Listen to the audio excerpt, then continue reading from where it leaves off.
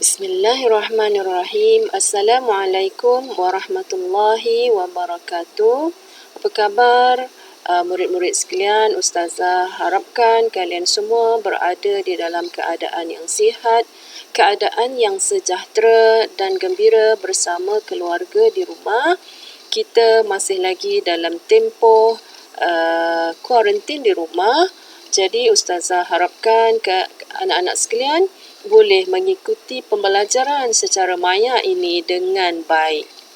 Baiklah, bagi subjek pendidikan Islam, bagi minggu ini adalah di bawah bidang ibadah, kita akan membicarakan tentang perkara yang membatalkan solat. InsyaAllah. Kita mulakan dengan pengenalan. Batal itu apa? Batal itu sama makna dengan tidak sah, tidak diterima atau tidak dikira. Bermaksud, solat kita yang batal itu Allah tidak terima dan Allah tidak kira lagi walaupun kita telah menyempurnakannya dan kita perlu solat kembali, solat semula. Baiklah, batal dalam tulisan Jawi dieja dengan huruf ba, ta, lam. Ba, ta, lam. Batal. Dan lawan bagi perkataan batal adalah sah. Ejaan bagi sah ialah sad, ha. Sad, ha, sah. Seterusnya kita lihat kepada topik utama kita pada hari ini, iaitu perkara-perkara yang membatalkan solat. Kita lihat di sini, ini adalah rujukan yang Ustazah ambil daripada buku teks pendidikan Islam tahun 3, muka surat 88 hingga 89. Dalam muka surat ini, kita lihat ada 11 perkara yang membatalkan solat. Kita tengok satu persatu. Perkara yang membatalkan solat yang pertama adalah berkata-kata dengan sengaja. Jika kamu bercakap dengan sengaja semasa dalam solat, contohnya berbual dengan kawan sebelah ataupun menyahut panggilan ibu yang panggil kamu daripada dapur, itu akan menyebabkan solat kamu batal dan kamu perlu mengulang semula solat tersebut. Perkara yang membatalkan solat yang kedua adalah meninggalkan rukun. Rukun solat ada 13. Yang pertama adalah berdiri betul, yang kedua niat, yang ketiga takbiratul ihram, yang keempat membaca surah Al-Fatihah, yang kelima rukuk dengan tamakninah, yang keenam i'tidal dengan tamakninah, yang ketujuh sujud dengan tamakninah, yang ke-8 duduk antara dua sujud dengan tamakninah, yang ke-9 duduk tahiyat akhir, yang ke-10 membaca tahiyat akhir, yang ke-11 membaca selawat semasa tahiyat akhir, yang ke-12 memberi salam dan yang ke-13 adalah tertib.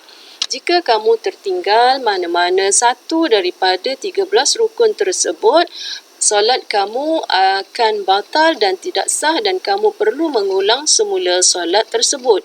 Sebagai contoh, dalam gambar yang tertera dalam buku teks ini, daripada berdiri semasa membaca surah Al-Fatihah, dia terus sahaja sujud dan meninggalkan rukuk dan i'tidal. Bermakna solatnya batal dan dia perlu mengulang semula solat tersebut.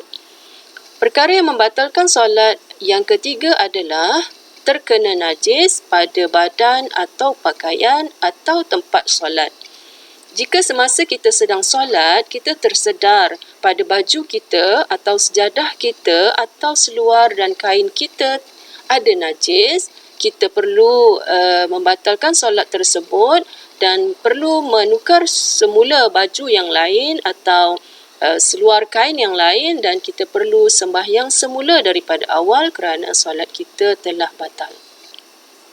Seterusnya, bagi perkara yang membatalkan solat yang keempat adalah terbuka aurat dengan sengaja. Aurat kita kena jaga sama ada di dalam solat ataupun di luar solat.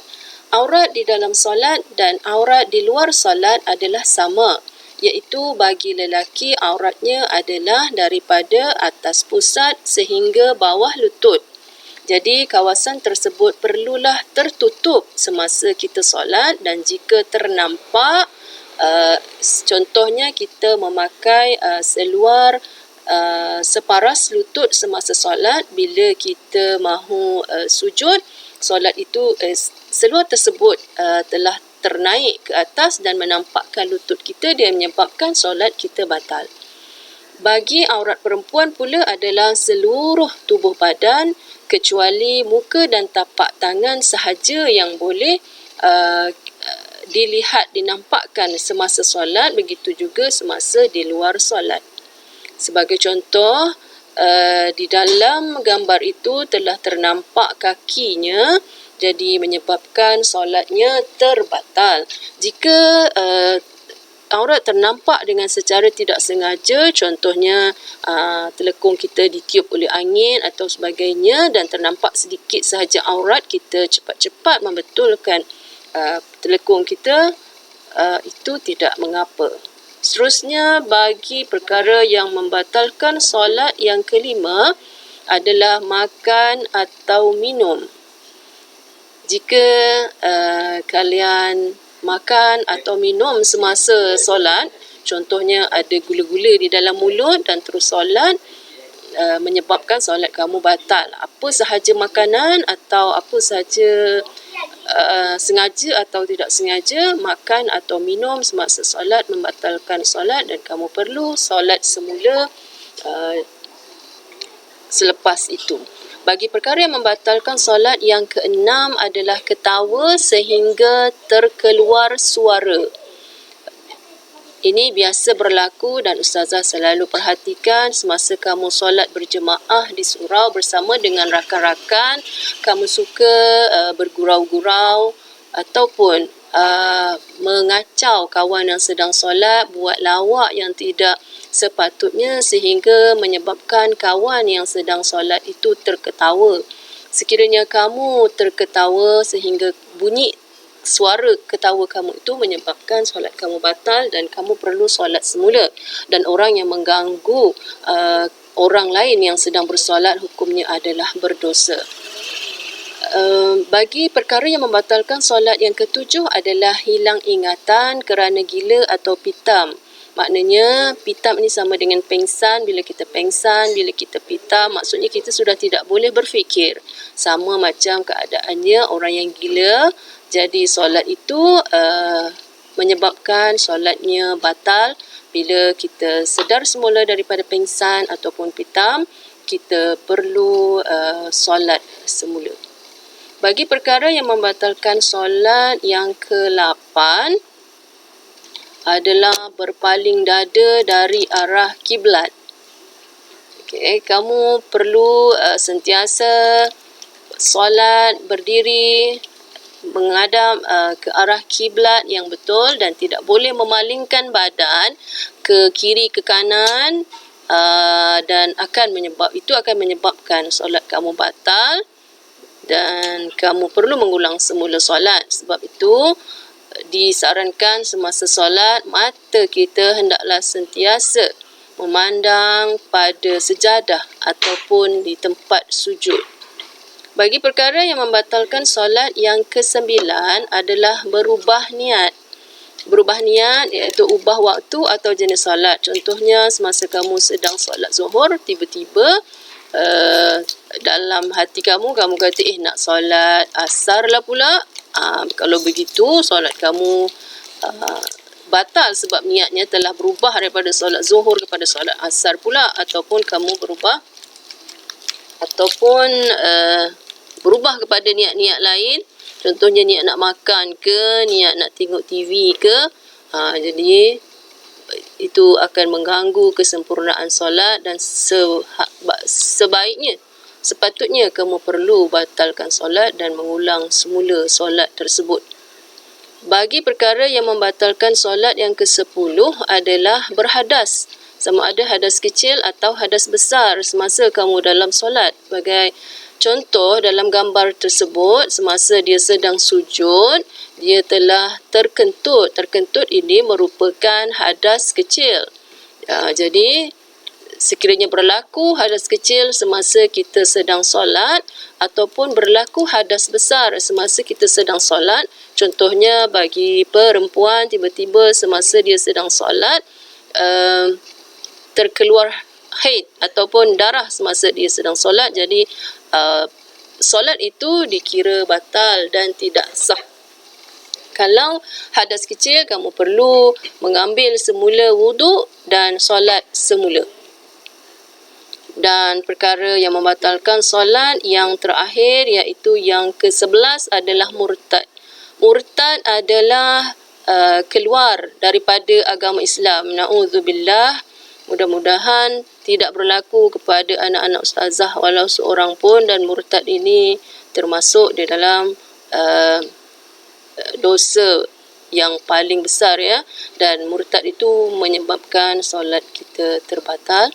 Baik, itulah sahaja 11 perkara yang membatalkan solat. Ustazah harap kamu semua faham dan dapat mengamalkannya supaya dapat mengingatinya, supaya solat yang kamu lakukan itu dalam keadaan yang sempurna dan diterima oleh Allah Subhanahu wa ta'ala.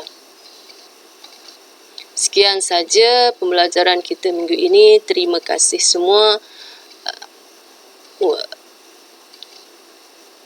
Sebelum kamu tutup video ini pada hari ini, Ustazah harap kamu baca doa yang telah Ustazah tuliskan untuk kamu. Semoga kamu semua akan menjadi anak-anak yang soleh dan solehah, bijak pandai, sihat sejahtera, berjaya di dunia dan di akhirat. Mulia akhlaknya, suci hatinya, dan sentiasa dilindungi daripada melakukan perkara-perkara yang keji dan mungkar, dan kamu semua akan menjadi hamba Allah yang bertakwa lagi bermanfaat. Itu sahaja untuk minggu ini. Kita jumpa lagi di minggu hadapan insya-Allah. Wassalamualaikum warahmatullahi wabarakatuh.